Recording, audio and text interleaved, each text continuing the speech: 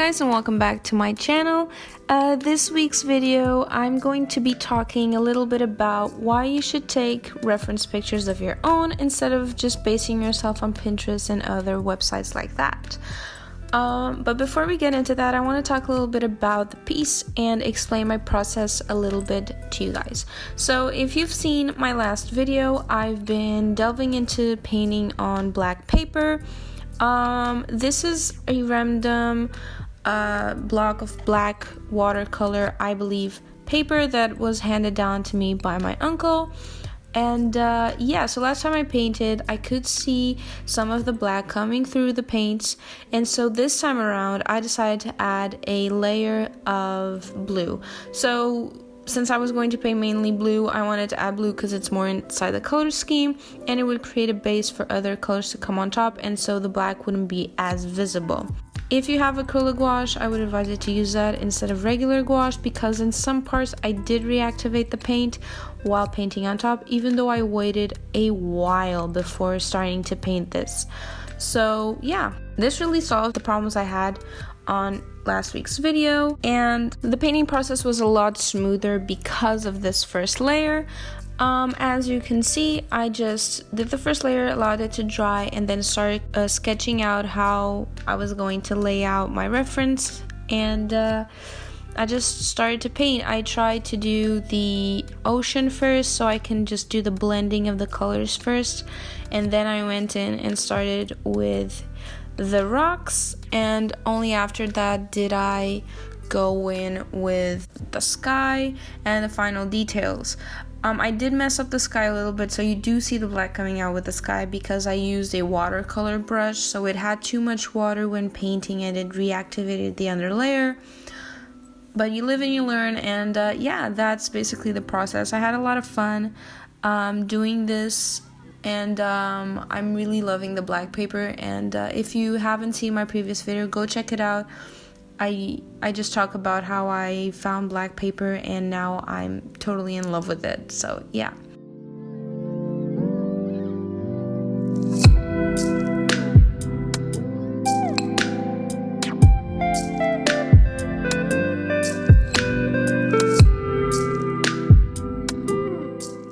Going into the topic for this video.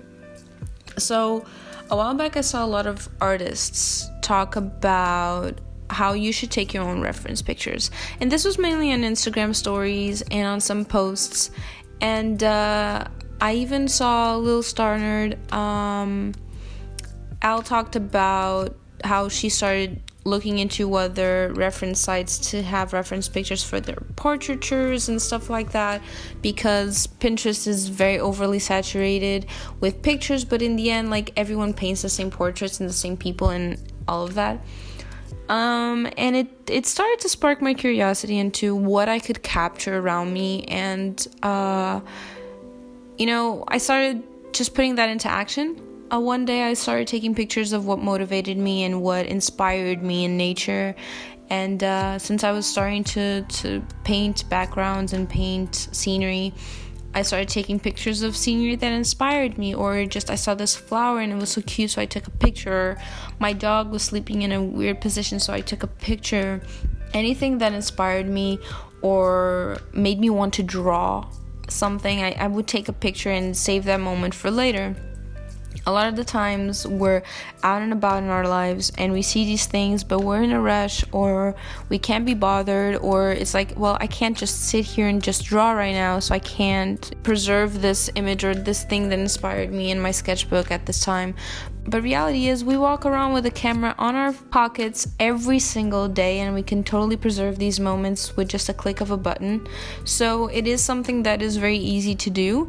And it's something that I started to do, and it started honestly sparking my interest in photography.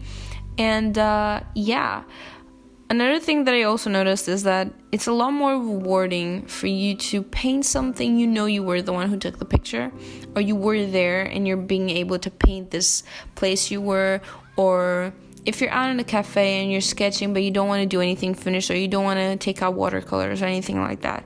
Or if you're socially anxious like myself and you don't want to draw and people see that you're drawing, just take a picture of that space or that scenery or those people that you want to draw, and just draw later, you know.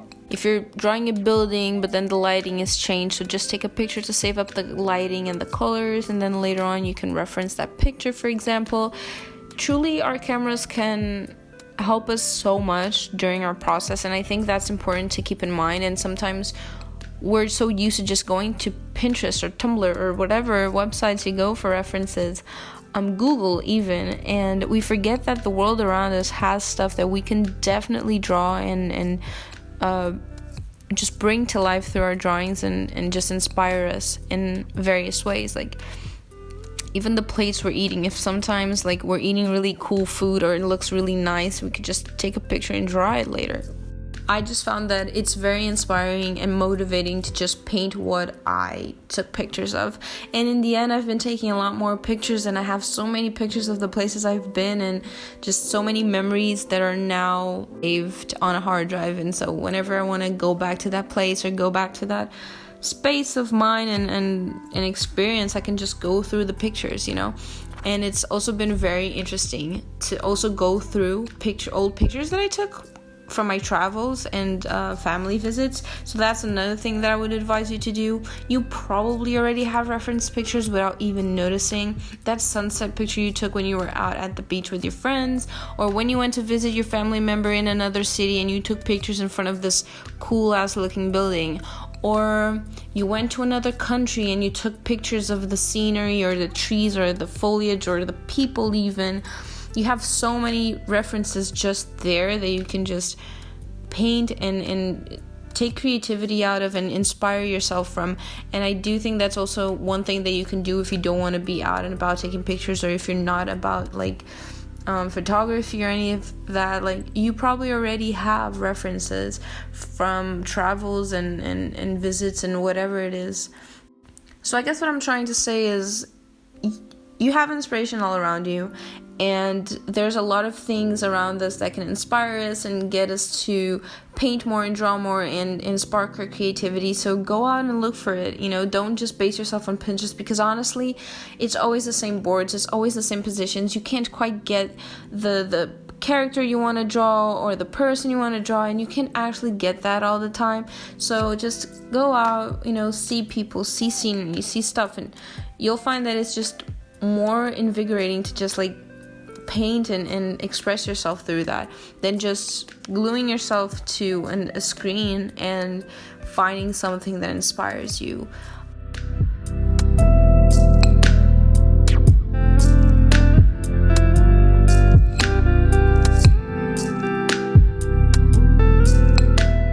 So yeah, get out there and take your own reference pictures, explore the world, and just get inspired and stuff. I honestly think that's something that I changed in my day-to-day life, and now I just get inspired by random things and just start taking pictures, and it's so much more interesting when I paint and when I look for references on my camera roll. And yeah, if you do this, let me know, what did you think? How was that experience for you? And if you've already been doing this, how do you feel it has changed you, and do you advise it to other people? Let's start a conversation about it. I think it's very interesting. So yeah, I'll see you guys in my next video. I hope you guys enjoyed this video, and if you have any particular things you want to see me like draw or paint or talk about, let me know, and I'll see you guys on my next video. Bye.